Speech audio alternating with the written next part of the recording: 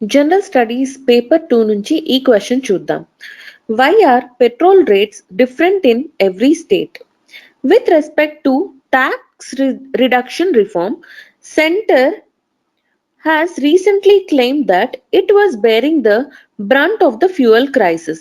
How will this issue affect the center-state relationship? So ఈ question చూసినట్టయితే petrol rates recently centre వీటి మీద కొంచెం పెట్రోల్ రేట్ అనేది కట్ చేయడం, ఓకే, రేట్ అనేది ప్రైస్ డిక్రీజ్ చేయడం జరిగిందనమాట. సో ఈ సందర్భంగా కరెంట్ అఫైర్స్ నుంచి ఈ క్వశ్చన్ ఏం చెప్తుంది అంటే, అసలు పెట్రోల్ రేట్స్ డిఫరెంట్ స్టేట్స్ లో డిఫరెంట్ ప్రైజెస్ ఎందుకుంటాయి, తర్వాత రీసెంట్ గా ఒక ట్యాక్స్ రిడక్షన్ రిఫార్మ్ ని ఆధారం చేసుకుని సెంటర్ ఈ పెట్రోల్ రేట్స్, ఈ ఫ్యూయల్ రేట్స్ అనేవి తగ్గించడం వల్ల దాని యొక్క బేసిక్ ఇష్యూ అనేది మొత్తం అంతా సెంటర్ మీదే ఆ బాధ్యత అంతా పడుతుంది అని ఒక స్టేట్మెంట్ పాస్ చేసింది అనమాట. సో ఈ స్టేట్మెంట్ ని కొన్ని స్టేట్స్ అనేవి సమర్థించాయి, కొన్ని స్టేట్స్ ఏమో అపోజ్ చేశాయి. So what exactly is this topic related to అనే దాన్ని మనం ఇక్కడ ఆధారం చేసుకుని క్వశ్చన్ ఇవ్వడం జరిగిందనమాట. So how will this issue effect the centre state relationship? Okay, so ఇక్కడ ఈ పర్టికులర్ ఆన్సర్ ని మనం డీల్ చేసే విధానంలో దీన్ని ఒక 4 పార్ట్స్ గా మనం ఫస్ట్ డివైడ్ చేసుకుంటే, so that we will not miss any of the parts అనమాట. మనం ఫస్ట్ పార్ట్ లో ఒక ఇంట్రొడక్షన్ లాగా అసలు present status of petrol rates in different states ఏ విధంగా ఉన్నాయి. సపోజ్ మీకు ఏమన్నా వేరియస్ స్టేట్స్ లో పెట్రోల్ రేట్స్ అనేవి లేదా సిటీస్ లో పెట్రోల్ రేట్స్ అనేవి ఏ విధంగా ఉన్నాయి అనేది మీకు ఏమన్నా ఐడియా ఉంటే కనుక you may use that point here అనమాట. ఓకే, లేకపోతే పెట్రోల్ రేట్స్ హైక్ చేయడమో లేకపోతే తగ్గాయనో ఇలాంటి డేటా ఏమన్నా రీసెంట్ గా ఉన్న డేటాని మీరు ఇక్కడ ఇంట్రొడక్షన్ కింద ఇవ్వచ్చు. Okay, then if we consider this second part, okay, ఈ సెకండ్ పార్ట్ లో నేనేం డీల్ చేస్తున్నానంటే ఈ పర్టిక్యులర్ క్వశ్చన్ కి సంబంధించి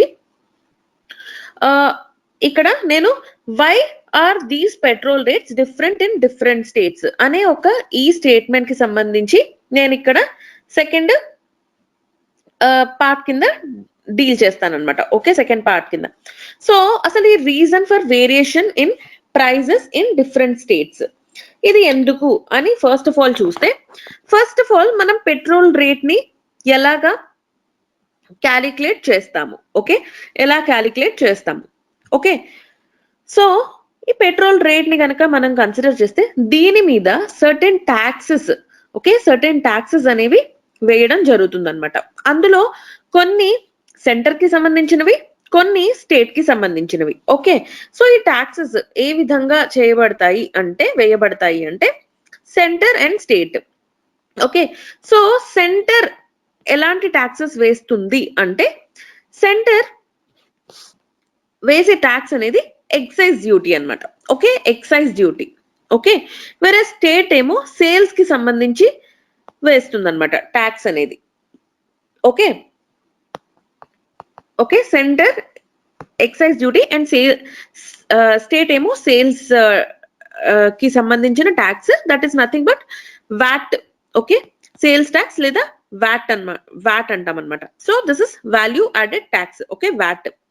అయితే ఈ సెంటర్ వేసే ఎక్సైజ్ డ్యూటీ అనేది ఎప్పుడు కాన్స్టెంట్ గా ఉంటుంది, వేరాస్ స్టేట్ డిఫరెంట్ స్టేట్స్ మధ్యన సేల్స్ ట్యాక్స్ లేదా వ్యాట్ అనేది మారుతూ ఉంటుంది అనమాట. ఓకే, చేంజ్ అవుతూ ఉంటుంది. ఓకే, సో ఈ సేల్స్ ట్యాక్స్ అనేది వేటిని ఆధారం చేసుకుని, ఓకే, వేటిని ఆధారం చేసుకుని ఈ సేల్స్ ట్యాక్స్ అనేది చేంజ్ అవుతూ ఉంటుంది అనేది మనం ఇక్కడ గమనించాలన్నమాట. And after that sales tax అనేది అండ్ ఆల్సో ఫ్రైట్ చార్జెస్ ఇలాంటి వాటిని ఆధారం చేసుకుని స్టేట్ డిఫరెంట్ సేల్స్ ట్యాక్స్ ని ఆ పర్టికులర్ ప్రోడక్ట్ మీద వేయటం, ట్యాక్స్ లాగా వేయడం జరుగుతుంది అనమాట. అందుకని this is the reason for variation in prices in different states. Okay, so ఈ విధంగా మనం రాయగలిగితే ఈ సెకండ్ పార్ట్ అనేది కూడా మనం కవర్ చేసిన వాళ్ళం అవుతాం. So for this you may give some examples. Okay, examples లా కూడా మనం ఇవ్వచ్చు అనమాట. Suppose if you know few states ఏ విధంగా ఈ ఐ మీన్ ఈ value added tax, sales tax అనేది ఏ విధంగా వేస్తున్నాయి అని అంటే, ఫర్ ఎగ్జాంపుల్ ఓకే, మనం ఎగ్జాంపుల్స్ లాగా ఏమైనా ఒక 2-3 స్టేట్స్, మీకు తెలిసిన స్టేట్స్ ని ఎవరికి తెలిసిన విధంగా వాళ్ళు they might use it as examples అనమాట. ఫర్ ఎగ్జాంపుల్ ఆంధ్రప్రదేశ్ ని కనుక నేను కన్సిడర్ చేస్తున్నాను అనుకోండి, ఏపీ ఒక 31% వ్యాట్ వేస్తుంది, plus 4 per litre as VAT and 1 per liter as e-road development cess. Okay, so on petrol అనమాట. ఓకే, అదే విధంగా suppose if I consider Delhi విషయానికి వస్తే వ్యాట్ అనేది 30%. ఓకే, ఢిల్లీ విషయానికి వస్తే 30% వ్యాట్ ఆన్ పెట్రోల్ అనమాట. నేను ఇక్కడ ఓన్లీ పెట్రోల్ గురించి మాట్లాడుతున్నాను, ఇక్కడ I'm not talking about diesel. Okay, diesel కి కూడా సంబంధించి ఆల్మోస్ట్ ఇదే విధంగా ఉంటాయి అనమాట. ఓకే, పర్సంటేజెస్ అనేవి చేంజ్ అవుతూ ఉంటాయి. ఓకే ఓకే, సో ఈ విధంగా వేరియేషన్ ఇన్ ద ప్రైజెస్ అనేది జరుగుతుంది అనేది ఇక్కడ నా సెకండ్ పార్ట్ అవుతుంది అనమాట. Then coming to the third part లో నేను ట్యాక్స్ రిడక్షన్ రిఫార్మ్ అనేది సెంటర్ ఎలా చేసింది అండ్ స్టేట్స్ ఎలా చేస్తున్నాయి అనేది ఇక్కడ నేను చెప్తాను. సో సెంటర్ అండ్ స్టేట్ గత 2016 నుంచి 2020 వరకు మనం గమనిస్తూ ఉంటే మోస్ట్లీ మార్కెట్ ప్రైజెస్ ని ఆధారం చేసుకుని పెట్రోల్ ప్రైజెస్ అనేవి లేకుండా సెంటర్ స్టేట్స్ అనే వాటిని అవి తీసుకున్న మెజర్స్ ని బట్టి, తర్వాత అవి వేసే టాక్సెస్ ని బట్టి ఈ పెట్రోల్ రేట్స్ అనేవి మనకి ఉండడం జరుగుతుంది అనమాట.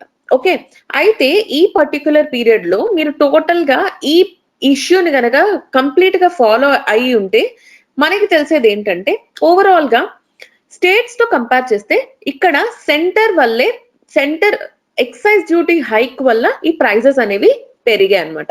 సో ఆ పెరిగిన ప్రైజెస్ ఇప్పుడు సడన్ గా సెంటర్ అనేది కొద్దిగా తగ్గించడం జరిగింది. ఓకే, సో ఇక్కడ స్టేట్స్ ఆర్గ్యుమెంట్ ఏంటంటే, ఓవరాల్ గా ఈ ట్యాక్స్ రిడక్షన్ రిఫార్మ్ కి సంబంధించి states are saying that they don't have any more space to reduce the prices. Okay, అవి కూడా సర్టెన్ స్టేట్స్ చెప్తున్నాయి, మిగతా స్టేట్స్ ఏమో they are going with the centre. Okay, some states like Uttar Pradesh, okay, so ఇలాంటి states కొన్ని they are ready to reduce the VAT అనమాట. Okay, so this is the tussle between the centre and state. So దీని గురించి ఆధారం చేసుకుని నేను నా third part ఏదైతే ఉందో దాన్ని ఇక్కడ డిస్క్రైబ్ చేసే ప్రయత్నం చేస్తాను.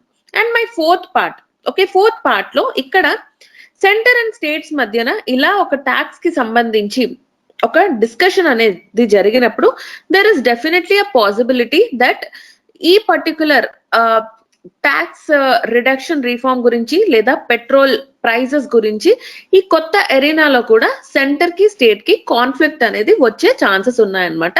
సో ఒక కన్సెన్సస్ తోటి, తర్వాత ఒక ప్రాపర్ డైలాగ్ అండ్ డిస్కషన్ తోటి స్టేట్స్ అండ్ సెంటర్ కలిసి ఒక డెసిషన్ అనేది ఇలాంటి వాటికి సంబంధించి తీసుకోవాలి. ఎస్పెషల్లీ జిఎస్టి లాంటిది, ఇంకా పెట్రోల్ డీజిల్ ప్రైజెస్ మీద ఇంకా they haven't come under the GST.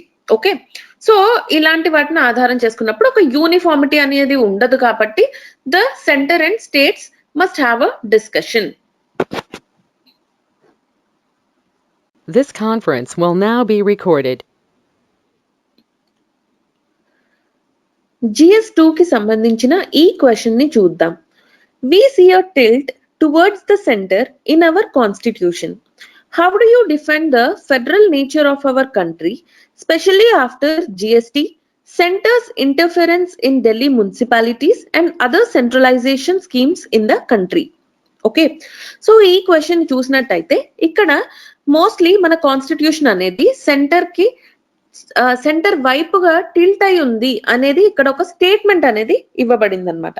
Okay, so నేను ఇక్కడ ఈ స్టేట్మెంట్ అనేది హైలైట్ చేస్తాను. Tilt towards the centre in our constitution.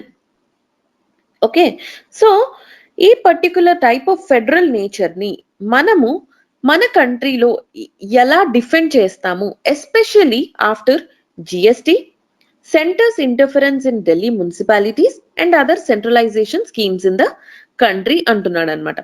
So బేసికల్ గా ఇలాంటి ఒక సిచ్యుయేషన్ అంటే ఎస్పెషల్లీ మొత్తం అంతా సెంట్రలైజ్డ్ టెండెన్సీ అనేది ఉన్న టైంలో మనం still federal nature of the country అనేది ఇంకా అప్హోల్డ్ అవుతుందా లేదా అనేది ఈ క్వశ్చన్ యొక్క సారాంశం అనమాట. ఓకే, సో ఈ క్వశ్చన్ ని నేను పర్టికులర్ గా ఎలా రాస్తాను అంటే, ఫస్ట్ ఆఫ్ ఆల్ దీన్ని నేను ఒక పార్ట్స్ లాగా డివైడ్ చేసుకుంటాను. సో దట్ నా ఫస్ట్ పార్ట్ లో నేను ఇంట్రడక్షన్ అనేది ఎలా ఇస్తాను అంటే, I will try to prove that Indian constitution అనేది ఒక సెంట్రలైజ్డ్ ఫెడరేషన్ అనే ఒక మీనింగ్ వచ్చేలాగా నేను ఒక స్టేట్మెంట్ ఇవ్వడానికి ట్రై చేస్తాను అనమాట. Okay, like Indian constitution is federal in nature but unitary in spirit, ఇలాంటి ఒక స్టేట్మెంట్ ఇవ్వడము, లేదా మన స్టేట్స్ ఏవైతే ఉన్నాయో ఇండియా అనేది ఏదైతే ఉందో దానిని మనము ఒక యూనియన్ ఆఫ్ స్టేట్స్ అంటున్నాము, కానీ ఒక ఫెడరేషన్ ఆఫ్ స్టేట్స్ అని అనడం లేదు. ఓకే, దట్ మీన్స్ ఇండియా ఒక ఫెడరల్ కంట్రీ అయినప్పటికీ దానిలో కొన్ని యూనిటరీ ఫీచర్స్ అనేవి ఉన్నాయి. Okay, so this will be my introduction అనమాట. ఓకే, ఇంట్రొడక్షన్ అనేది నేను ఇదే స్టేట్మెంట్ ని ప్రూవ్ చేయడానికి, అంటే మన కాన్స్టిట్యూషన్ అనేది సెంటర్ వైపు టిల్ట్ అవుతుంది అనేది ఒకటి నేను ప్రూవ్ చేయడానికి రాస్తాను అనమాట. Okay, now what our constitutional features are like. Okay, దీంట్లో ఉన్న యూనిటరీ ఫీచర్స్ ఏంటి, ఫెడరల్ ఫీచర్స్ ఏంటి అనేవి నేను కొద్దిగా ఎక్స్ప్లెయిన్ చేసే ప్రయత్నం చేస్తున్నాను in my second part. Okay, so దానిలో భాగంగా నేను గనక చూసినట్టయితే, first of all the federal features in Indian constitution ఏంటి.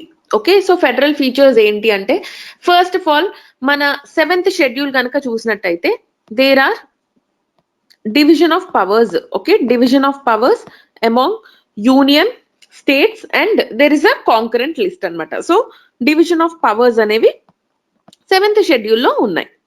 ఓకే, తర్వాత our constitution is a written constitution. Okay, constitution is a written constitution. After this మన కాన్స్టిట్యూషన్ అనేది ఒక సుప్రీమసీ ఆఫ్ కాన్స్టిట్యూషన్ ని మనం ఇంకా అప్హోల్డ్ చేస్తున్నాము. ఓకే, సుప్రీమసీ ఆఫ్ కాన్స్టిట్యూషన్ అన్నమాట.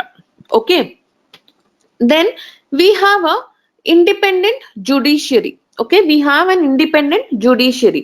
ఓకే, సో ఒక సుప్రీం జుడిషియరీ అనేది ఇండియాకి కాన్స్టిట్యూషనల్ గా ఉందన్నమాట. ఓకే, దెన్ మన లెజిస్లేషన్ అనేది ఒక బైకామెరల్ లెజిస్లేషన్. అంటే ఏంటి, we have our legislature has 2 houses, Lok Sabha and Rajya Sabha అన్నమాట. Okay, Rajya Sabha and Lok Sabha. Okay, now what are the unitary features. Okay, unitary features Indian constitution కి సంబంధించి ఎలాంటి యూనిటరీ ఫీచర్స్ అనేవి ఉన్నాయి అని చూస్తే, first of all we have only single constitution. మనకి single constitution మాత్రమే ఉంది. ఓకే, ఓకే, స్టేట్స్ కి సెపరేట్ గా ఒక కాన్స్టిట్యూషన్, సెంటర్ కి సెపరేట్ గా ఒక కాన్స్టిట్యూషన్ అలా లేదనమాట. ఒకే constitution both centre and states ని డీల్ చేస్తుంది అనమాట. Then we have single citizenship. Okay, single citizenship. Okay, after that Rajya Sabha అనేది ఏదైతే ఉందో, okay, it doesn't, okay, all the states in Rajya Sabha are not represented equally అనమాట. ఓకే, సో ఒక true federation అనుకోండి, any state, okay, any state constituting units ఏవైతే ఉంటాయో అవి equal representation తోటి ఉంటాయి. కానీ ఇండియాలో అలా ఉండవన్నమాట. It is based on the population of that state. తర్వాత centres control over states. Okay, centres control over states.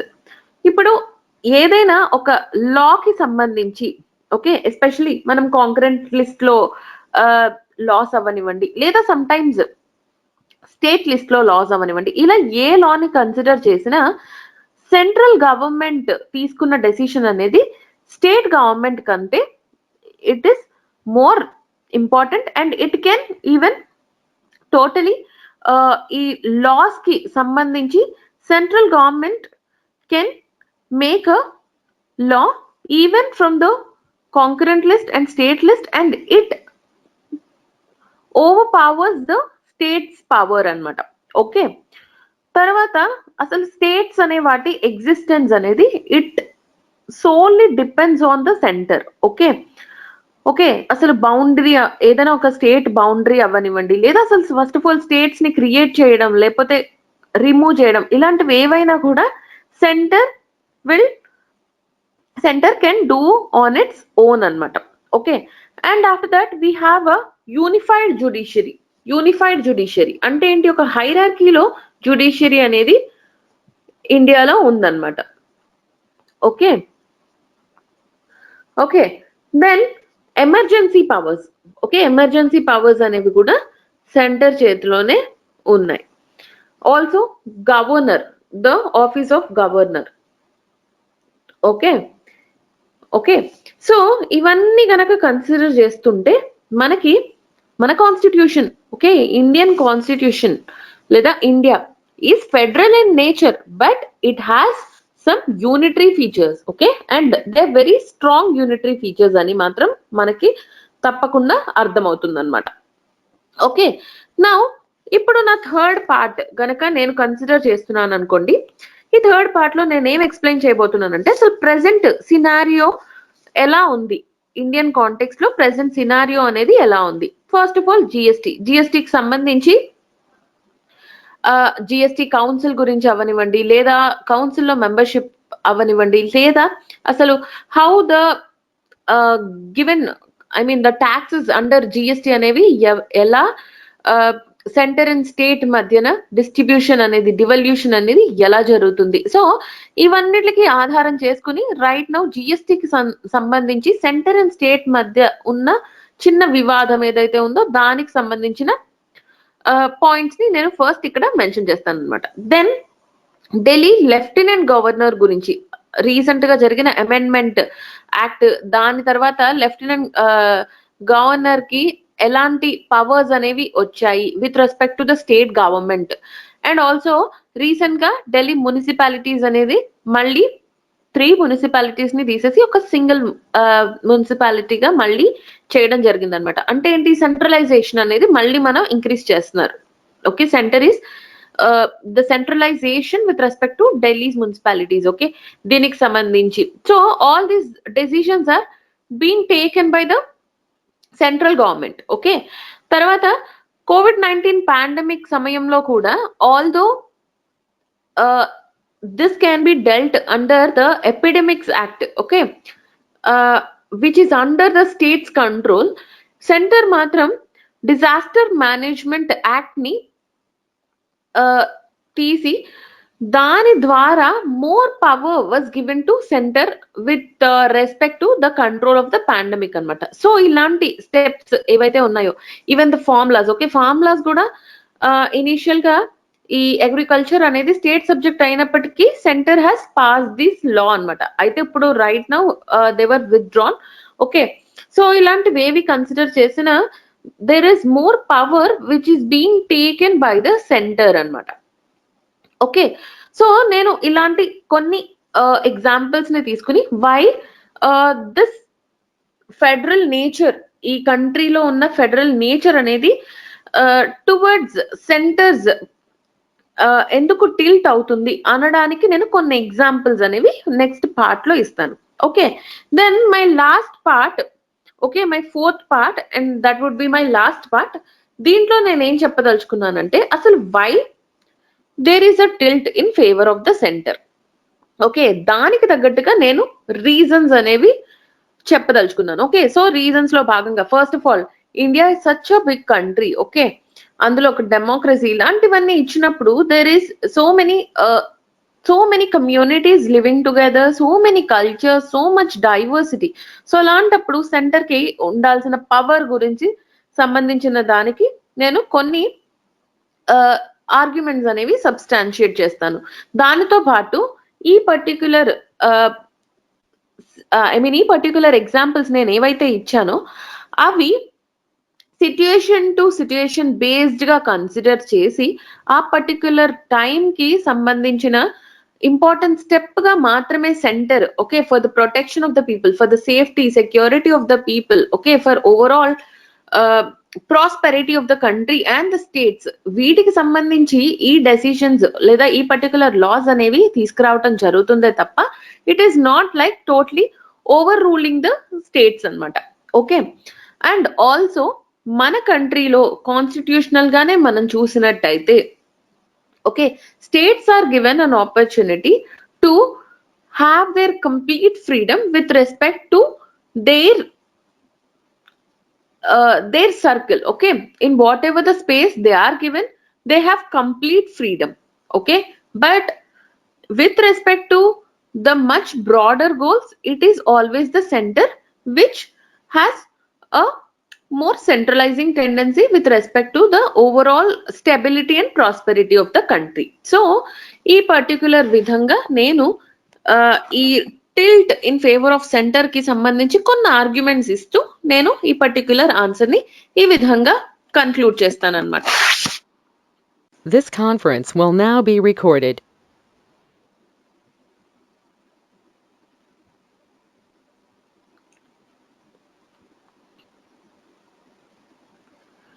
GS1 కి సంబంధించిన ఈ క్వశ్చన్ చూద్దాము.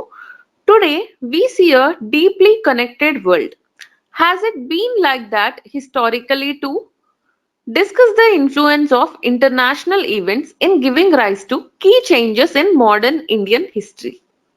ఓకే, సో ఈ క్వశ్చన్ ని కనుక చూసినట్టయితే ఫస్ట్ ఆఫ్ ఆల్ ఈ క్వశ్చన్ ఏం చెప్తుంది అంటే రైట్ నౌ ఈ రోజు వరల్డ్ అనేది ఒక ఇంటర్ కనెక్టెడ్ గా చాలా డీప్లీ ఇంటర్ కనెక్టెడ్ గా ఉందన్నమాట. అయితే ఈ ఇంటర్ కనెక్షన్ అనేది హిస్టారికల్ గా కూడా ఉందా అనేది ఇక్కడ ఫస్ట్ మనం అడ్రస్ చేయాల్సిన thing. Okay, after that discuss the influence of international events in giving rise to key changes in modern Indian history. Okay, modern Indian హిస్టరీలో ఈ international events and interconnectedness between India and the world అనేవి మన ఇండియాలో modern history అనేది change అవ్వడానికి ఏ విధంగా influence చేశాయి అనేది ఇక్కడ క్వశ్చన్ అన్నమాట. ఓకే, సో నేను ఈ పర్టికులర్ క్వశ్చన్ కి ఈ విధంగా నా ఆన్సర్ ని డివైడ్ అనేది చేస్తానన్నమాట. సో నా ఫస్ట్ పార్ట్ లో నేను ఇక్కడ introduction about the inter connection and dependence between India and rest of the world గురించి ఒక చిన్న ఇంట్రొడక్షన్ లాగా ఇస్తాను. అయితే ఇక్కడ మనకి ఒక క్వశ్చన్ అడగడం జరిగింది, అదేంటి అంటే ఈ డీప్ ఇంటర్ కనెక్షన్ అనేది హిస్టారికల్ గా కూడా ఉందా అనేది ఇక్కడ క్వశ్చన్ అన్నమాట. సో నేను ఈ పర్టిక్యులర్ క్వశ్చన్ అనేది నా ఇంట్రొడక్షన్ లోనే ఆన్సర్ చేయడానికి ఒక ఇంట్రొడక్షన్ అనేది ఇస్తానన్నమాట. సో బేసికల్ గా I can give any introduction, దాన్ని ఏ విధంగా అయినా నేను ఇవ్వచ్చు. అయితే హిస్టారికల్ గా అని అడుగుతున్నారు కాబట్టి నేను కొంచెం డిఫరెంట్ గా ఇవ్వాలి అనుకుంటే right from Indus valley civilisation నుంచి మనకి ఇంటర్ కనెక్షన్ అనేది between India and various countries ఉంది అని ఇవ్వచ్చు. లేదా మోడర్న్ హిస్టరీ పూర్తిగా ఈ interconnection between India and rest of the world వల్లే మొత్తం whatever we're right now facing. Okay, so modern history అంతటిని ఈ ఇంటర్నేషనల్ ఈవెంట్స్ అనేవే ఎక్కువగా డిఫైన్ చేస్తున్నాయి అని కూడా నేను ఒక ఇంట్రొడక్షన్ అనేది ఇవ్వచ్చు అనమాట. Okay, so after this my second part. Okay, నా సెకండ్ పార్ట్ లో నేను ఏమేమి అడ్రస్ చేస్తాను అంటే ఇన్ మై సెకండ్ పార్ట్ ఇక్కడ ఇవ్వడం జరిగింది, మీరు చూసినట్టయితే discuss the influence of the international events in giving rise to key changes in the modern Indian history అంటున్నాడు. సో ఇక్కడ మనం మోడర్న్ ఇండియన్ హిస్టరీకి సంబంధించిన టైంలో ఇంటర్నేషనల్ ఈవెంట్స్ అనేవి ఎలా జరిగాయి అనేది ఇక్కడ చెప్పాలన్నమాట. ఓకే, సో దాన్ని చూసినట్టయితే మోడర్న్ ఇండియన్ హిస్టరీ అంటే ఆల్మోస్ట్ లైక్ మనం ఒక 1750s ఓకే ఆ టైం నుంచి కన్సిడర్ చేసుకోవచ్చు అనమాట. Okay, with respect to that period మన ఇండియన్ హిస్టరీని ఇంటర్నేషనల్ ఈవెంట్స్ ఎలా ఇన్ఫ్లుయెన్స్ చేశాయి ఓకే, సో నేను ఇక్కడ అదే రాస్తున్నాను. ఈ సెకండ్ పార్ట్ లో ఇంటర్నేషనల్ ఈవెంట్స్ అండ్ ఇన్ఫ్లుయెన్స్ అనే ఇక్కడ రాస్తున్నాను అనమాట. సో బేసికల్ గా నేను ఒక ఆర్డర్ లో చెప్పదలుచుకున్నాను. అలా చూసినట్టయితే ఫస్ట్ ఆఫ్ ఆల్ నావిగేషన్ అని ఇక్కడ మీకు రాయటం జరిగింది. అది mostly with respect to the European travellers అన్నమాట. సో వాళ్ళ వల్లే మొత్తం మన మోడర్న్ హిస్టరీ అనేది అసలు డిఫైన్ అవ్వడానికి ఒక సీడ్ అనేది అక్కడే ఉంది కాబట్టి నేను ఫస్ట్ దీన్ని రాయడం జరిగింది. Okay, after that I have written about industrial revolution. Okay, industrial revolution.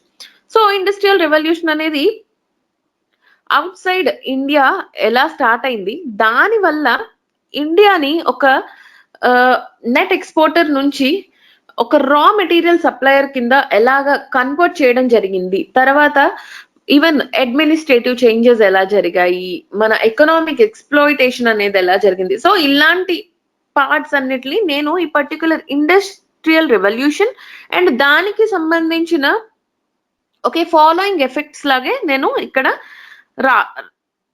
రాయాలని ఇక్కడ మీకు మెన్షన్ చేయడం జరిగింది అనమాట. ఓకే, సో దానివల్లే కదా అసలు మనకి కొలోనియలిజం, ఇంపీరియలిజం అండ్ అసలు మనం బ్రిటిషర్స్ కింద 200 years, okay more than 200 years అనేది మనం ఉండడానికి రీజనే this industrial revolution and following activity, okay following consequences అనమాట. Okay, after that before wars నేను ఇక్కడ ఇంటర్నేషనల్ ఈవెంట్స్ అని ఇక్కడ రాసాను కదా. So revolutions in various countries. So ఈ వార్స్ కంటే ముందు నేను రెవల్యూషన్స్ గురించి చెప్తాను. అవి ఏంటి అంటే ఫర్ ఎగ్జాంపుల్ మనం ఫ్రెంచ్ రెవల్యూషనే కన్సిడర్ చేయండి. ఓకే, ఫ్రెంచ్ రెవల్యూషన్ ఆధారంగానే we got to know about our the new ideas. Okay, ideas like equality, democracy, republic లేదా ఈక్వాలిటీ, ఫ్రాటర్నిటీ, లిబర్టీ, ఇలాంటి ఐడియాస్ అన్ని బికాస్ ఆఫ్ ఫ్రెంచ్ రెవల్యూషనే మనకు వచ్చాయి. ఓకే, తదనంతరం okay we can even talk about the Russian revolution. Okay, Russian revolution ని కూడా మనం consider చేసినట్టయితే బేసికలీ మనకున్న సోషలిజం ఈ ఐడియాలజీస్ ఏవైతే ఉన్నాయో అవన్నీ కూడా రష్యన్ రెవల్యూషన్ ని ఆధారం చేసుకునే జరిగినవి అనమాట. Okay, then coming to the wars. Okay, wars. So world war 1 అవనివ్వండి లేదా వరల్డ్ వార్ 2 అవనివ్వండి, దీనిలో భాగంగా India has taken part in this wars. Okay, so especially world war 1 అవనివ్వండి, ఓకే ఆ టైంలో the soldiers who were coming back to the country, they had brought the modern ideas with them. Okay, so ఇండియాలో situation ఎలా ఉంది and తర్వాత outside India, okay other countries లో situation ఎలా ఉంది with respect to the human rights, the citizen rights, okay వాళ్ళ government, వాళ్ళ administration, ఈ విధానాలన్నీ ఎలా ఉన్నాయి. So all this awareness has come from these international events అన్నమాట. ఓకే, సో దీన్ని బట్టి ఓవరాల్ గా ఇండియన్ హిస్టరీ అనేది ఎలా చేంజ్ అవుతూ ట్రాన్స్ఫార్మ్ అవుతూ వచ్చింది అనేది ఈ పర్టికులర్ పార్ట్ లో నేను డిస్క్రైబ్ చేస్తాను.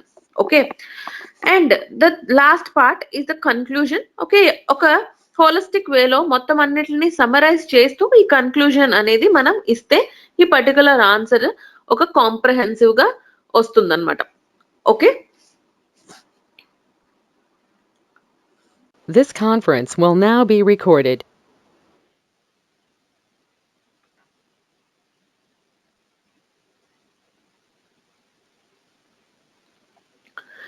GS 1 కి సంబంధించిన ఈ క్వశ్చన్ చూడండి. Be it Lord Mountbatten or Lord Minto had a deep influence on Indian history. With respect to this, explain the evolution and impact of Governor General from pre-independent to post-independent history. Okay, so ఈ question ని మనం అర్థం చేసుకునేటట్టయితే ఏం అర్థమవుతుంది అంటే, ఒక పక్కన lord mount baton అవ్వనివ్వండి లేదా లార్డ్ మింటో అవ్వనివ్వండి, ఓవరాల్ గా ఏ గవర్నర్ జనరల్ అయినా ఇండియన్ హిస్టరీ మీద ఒక డీప్ ఇన్ఫ్లుయెన్స్ అనేది ఉన్నది. ఓకే, అయితే దాన్ని ఆధారం చేసుకుని అసలు గవర్నర్ జనరల్ అనే పొజిషన్ ఏదైతే ఉందో అది ఎలా ఇవాల్వ్ అవుతుంది అండ్ దాని ఇంపాక్ట్ అనేది pre independent to post independent history వరకు ఏ విధంగా సాగుతూ వచ్చింది అనేది ఇక్కడ క్వశ్చన్ అన్నమాట. ఓకే, సో ఈ క్వశ్చన్ ని మనము పార్ట్స్ కింద డివైడ్ చేసుకుని అసలు ఫస్ట్ ఆఫ్ ఆల్ మన ఫస్ట్ పార్ట్ లో brief description about governor general అనేది ఇస్తే సరిపోతుంది అనమాట.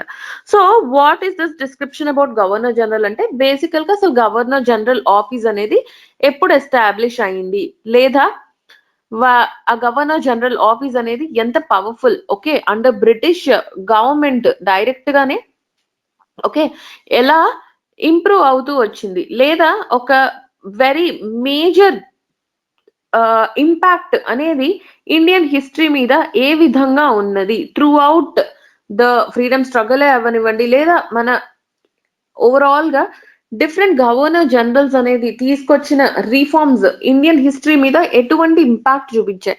సో ఇలాంటివి ఏదైనా ఒక బ్రీఫ్ డిస్క్రిప్షన్ గా గవర్నర్ జనరల్ గురించి నేను ఫస్ట్ పార్ట్ అనేది ఇక్కడ రాస్తే సరిపోతుంది అనమాట. Okay, then coming to the second part. ఈ సెకండ్ పార్ట్ లో ఓవరాల్ గా evolution of the office of the governor general and impact on the Indian history, దీనికి సంబంధించి నేను సెకండ్ పార్ట్ లో రాస్తాను. అయితే what you have to know about this governor general evolution గురించి మనం చూసినట్టయితే ఇనిషియల్ గా అసలు ఈ 1772 నుంచి స్టార్ట్ అయ్యి okay Warren Hastings was the first governor general of Bengal అన్నమాట. అంతకు ముందు దానికంటే ముందు ద గవర్నర్స్ ఓకే బెంగాల్ కి సంబంధించి రూలర్ ఎవరైతే ఇప్పుడు గవర్నర్ జనరల్ అనే పేరు ఎలా అయితే మారిందో గవర్నర్ జనరల్ ఆఫ్ బెంగాల్ అనడం వారెన్ హాస్టింగ్స్ నుంచి స్టార్ట్ అయిందనమాట. దానికంటే ముందు గవర్నర్ ఆఫ్ బెంగాల్ అని మాత్రమే అనేవారు. సో గవర్నర్ జనరల్ అనే పదము అప్పటి నుంచి స్టార్ట్ అయింది. Okay, it was from 1773. Okay, so Warren Hasting is the first governor general అన్నమాట. ఓకే, తర్వాత కొంతమంది గవర్నర్ జనరల్స్ ఆఫ్ బెంగాల్ అయిపోయిన తర్వాత గవర్నర్ జనరల్ ఆఫ్ ఇండియా అని స్టార్ట్ అయింది. Okay, this had started from 1835. Okay, 1835 నుంచి స్టార్ట్ అయిందన్నమాట. Okay okay after that okay అప్పుడు first governor general of India అనే ఒక పదం స్టార్ట్ అయిందనమాట. ఓకే, తర్వాత వైస్రాయ్. ఓకే, వైస్రాయ్ అనేది ఈ గవర్నర్ జనరల్ ఆఫ్ ఇండియా అనే పదానికి వైస్రాయ్ అనే change after the sepoy mutiny of 1857 తర్వాత 1858 లో ఓకే ఏదైతే యాక్ట్ 1858 యాక్ట్ ని ఆధారం చేసుకుని ప్రొవిజన్స్ వచ్చాయో అందులో భాగంగా వైస్రాయ్ అనే వర్డ్ స్టార్ట్ అయిందనమాట. ఓకే, సో ఇప్పుడు ఫస్ట్ ఆఫ్ ఆల్ మనం గవర్నర్ జనరల్స్ ఆఫ్ బెంగాల్ గురించి కనుక చూస్తే first of all Warren Hastings he is the first governor general of Bengal అన్నమాట. Okay, so under him regulating act of 1773 అనేది స్టార్ట్ అయింది. ఓకే, అనేది వచ్చింది. After that Cornwallis. Okay, Cornwallis is important for what అని చూస్తే he was important for establishment of appellate courts. Okay, and లో grade courts అనేవి appellate courts and లో grade courts ని ఎస్టాబ్లిష్ చేయడంలో he was important. And he also introduced permanent settlement. Okay, permanent settlement system అనేది కూడా Cornwallis start చేశాడు అనమాట. Okay, also civil services. Okay, civil services అనేది కూడా స్టార్ట్ చేసింది, ఇంట్రడ్యూస్ చేసింది కార్న్వాలిస్. Okay, lord Cornwallis. అయితే నేను ఇక్కడ ఈ గవర్నర్ జనరల్స్ మొత్తం అన్నిట్లో అందరినీ నేను ఇక్కడ రాయలేదు, only the main important once ఎవరైతే ఉన్నారో వాళ్ళనే నేను ఇక్కడ మెన్షన్ చేయడం జరిగింది అనమాట. సిమిలర్లీ వెలెస్లీ గురించి చూసినట్టయితే Wellesley from 1798 to 1805. Warren Hastings is from 1772 to 1785. Cornwallis 1786 to 1793. తర్వాత నేను అన్ని వదిలేసి మళ్ళీ వెలెస్లీకి వచ్చాను. Okay so Wellesley was important for the introduction of subsidiary alliance system anamata. Okay, subsidiary alliance system. Okay, after that Lord Minto. Okay, Lord Minto time lone Charter Act of 1813 అనేది వచ్చిందన్నమాట. Okay, then Lord Hastings విషయానికి వస్తే he was a person to establish the Rotwari system అంటాం కదా, దాన్ని Madras and బాంబేలో establish చేయడానికి he was the main person, and north western provinces and బాంబేలో మహల్వారీ సిస్టమ్ కూడా he was the person who had introduced these అన్నమాట. Okay, after that we have one more Governor General of Bengal. He was the last person, atanu Lord Amherst.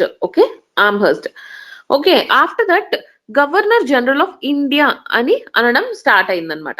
Okay, so charter act of 1833లో ఈ governor general of Bengal ని governor general of India అనడం start చేశారు. Okay, so Lord William Bentinck was the first governor general of India. Okay, governor general of India. So what did he do అంటే his main contributions were he was the person to abolish sati. Okay, abolish sati, and also infanticides and child sacrifices ni kuda he could abolish anamata. Okay, ade kaakunda he even suppressed the thuggis. Okay, thuggis and evarnaithe antaro vallanu kuda he could suppress anamata. Okay, and next we have Charles Metcalfe. So Metcalfe వచ్చేటప్పటికి he was known as the liberator of Indian press.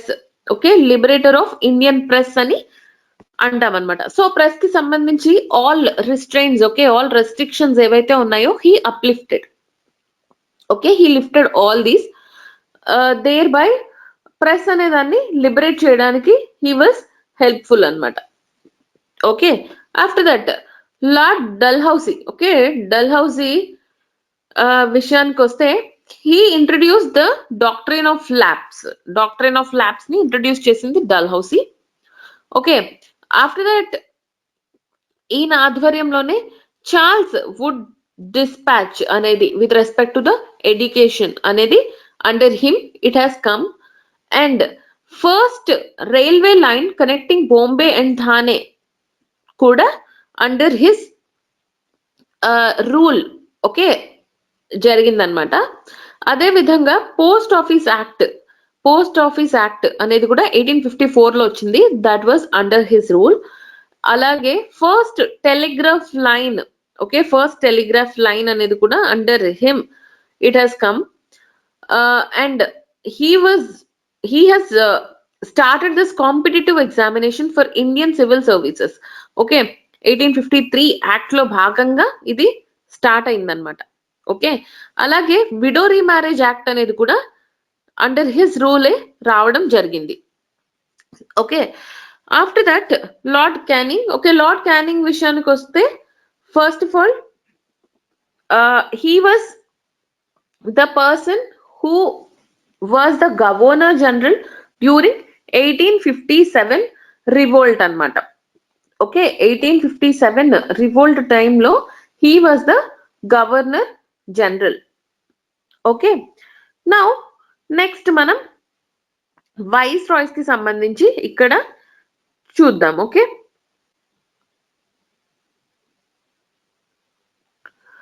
Okay, so viceroys కి సంబంధించి గనక మనం ఇక్కడ consider చేస్తే first of all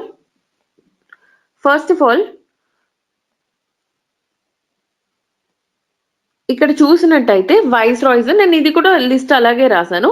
ఇక్కడ lord canning ని నేను ఇక్కడ గవర్నర్ జనరల్ లో రాయడం జరిగింది, and also in viceroys కూడా రాయడం జరిగింది అనమాట. బికాస్ 1858 యాక్ట్ తోటి గవర్నర్ జనరల్ అనే దాన్ని మనం వైస్ రాయ్స్ అనడం స్టార్ట్ చేసామని ఇందాకే నేను చెప్పడం జరిగింది అనమాట. ఓకే, సో అందుకనే నేను ఇక్కడ 2 ప్లేసెస్ లో రాయడం జరిగింది. ఓకే, సో బేసికల్ గా క్యానింగ్ ఆధ్వర్యంలో ఏం జరిగింది అంటే, ఓకే, ఓవరాల్ గా డాక్ట్రిన్ ఆఫ్ ల్యాబ్స్ ని అబాలిష్ చేయడం జరిగింది. దాని ద్వారా మన 1858 యాక్ట్ అనేది రావడం జరిగింది అనమాట. Okay, after that Mayo, okay, Lord Mayo. So Lord Mayo విషయానికి వస్తే okay, first financial distribution between centre and state అనేది for the first time under his rule introduce అవ్వడం జరిగిందనమాట. Okay, okay, and he was also responsible for establishment of statistical survey of India. Okay, statistical survey of India కూడా ఆయన ఆధ్వర్యంలోనే establish అయింది. Okay, even first census అనేది కూడా under మాయోనే జరిగిందనమాట, lord మాయో టైంలోనే జరిగిందనమాట. Okay, after that lord lighten. Okay, lord lighten విషయానికి వస్తే under him vernacular press act అనేది వచ్చింది, ఆర్మ్స్ యాక్ట్ అనేది వచ్చింది. తర్వాత ఫెమైన్స్ కి సంబంధించి he had ignored, okay, all these things. తర్వాత even proclaimed under his rule Queen Victoria was proclaimed as the Empress of India. Okay, so these were few things which we can talk about Lytton anamata, Lord Lytton. Tarvata Lord Ripon. Okay, Lord Ripon time ki vachinappadiki Lytton introduce chesina this Arms Act and Vernacular Press Act evaithe unnayo, Ripon has repealed them. Okay, repealed them. Also Ripon ni father of local self government అని అంటారనమాట. Okay, local self government. Okay, ఎందుకంటే panchayats and municipal boards అనేవి he setup. Okay, he setup. Okay, తర్వాత రిపన్ టైంలోనే this Ilbert bill controversy అనేది ఏదైతే ఉందో అది జరిగింది. ఓకే, తర్వాత డఫరిన్ విషయానికి వస్తే during his time INC, okay, Indian National Congress was set up. Okay, తర్వాత కుర్జన్ టైంలో ఇండియన్ యూనివర్సిటీస్ యాక్ట్ అనేది వచ్చింది. తర్వాత partition of Bengal has happened. So ఇలాంటి థింగ్స్ అనేవి అండర్ కుర్జన్ జరిగిందనమాట. Then Lord Minto. Okay, Lord Minto 2. మీరు మార్లీ మింటో రిఫార్మ్స్ గురించి విన్నుంటారు. So these were undertaken by Lord Minto. Okay, Morley Minto reforms దానిలో భాగంగా కమ్యూనల్ రిప్రజెంటేషన్ అనేది ఫస్ట్ టైం జరిగిందనమాట. Okay, after that Lord Chelmsford. Basically ఇవన్నీ ఒక ఆర్డర్ లో ఉన్నాయి, కానీ there are few viceroys are few governor generals they are missing. Okay, please make a note of it. Okay, then Lord Chelmsford ఈయన ఆధ్వర్యంలోనే Rowlatt act was passed. Okay, home rule league movements were happening and Montagu Chelmsford the reforms అనేవి కూడా ఈయన ఆధ్వర్యంలో they were passed అనమాట. Okay, and then Lord Irwin. So Lord Irwin టైంలోనే Gandhi Irwin pact అనేది జరిగి ఫస్ట్ రౌండ్ టేబుల్ కాన్ఫరెన్స్ అనేది it was held. Okay, after that Lord Linlithgow. So Lord Linlithgow ఆధ్వర్యంలోనే the Cripps mission has come. ఆయన రూల్లోనే క్రిప్స్ machine అనేది ఇండియాకి రావడం జరిగింది. సో అది ఎప్పుడైతే ఫెయిల్ అయిందో quit India movement had taken place. Okay, then Lord Wavell వచ్చేటప్పటికి ఆయన టైంలో ఆయన రూల్లో CR formula. Okay, 1944. Then Wavell plan and Shimla conference. So ఇవన్నీ under his rule they have taken place. Okay, finally Lord Mountbatten. So Lord Mountbatten ఆధ్వర్యంలో ఆయన ఒక్క 1 year మాత్రమే ఉన్నారు, 1947 to 48 మధ్యలో. సో ఈ టైంలోనే June 3rd ప్లాన్ అనేది మౌంట్ బ్యాటన్ ప్లాన్ అనేది వచ్చిందనమాట. అండ్ ఫైనలీ ఇండిపెండెన్స్ అనేది వచ్చింది. So he was the last viceroy and first governor general of free India. This is what you have to remember అనమాట. Okay, he was the last viceroy. తర్వాత ఈ Mountbatten అనే person both India and Pakistan కి ఒక common governor general గా ఉండాలనుకున్నారు after the independence. అయితే ఇండియాలో he could be the governor general of free India, whereas Pakistan లో ఇలా జరగలేదన్నమాట. Okay, Jinnah had become the governor general. Okay, so finally Rajagopalachari was the last governor general. Okay, last governor general అన్నమాట. సో ఈ విధంగా ఈ గవర్నర్ జనరల్ ఆఫీస్ అనేది over a period of time evolve అవుతూ వచ్చింది. And various governor generals or viceroys అనేవారు వాళ్ళ రిమార్క్, ఓకే, ఒక మార్క్ అనేది ఇండియా మీద వాళ్ళ ఇన్ఫ్లుయెన్స్ అనేది చూపించారనమాట. సో దానికి ఒక ఆప్టిమిస్టిక్ గా, ఒక కాంప్రహెన్సివ్ గా ఒక కన్క్లూషన్ అనేది మనం థర్డ్ పార్ట్ గా ఇస్తే సరిపోతుంది.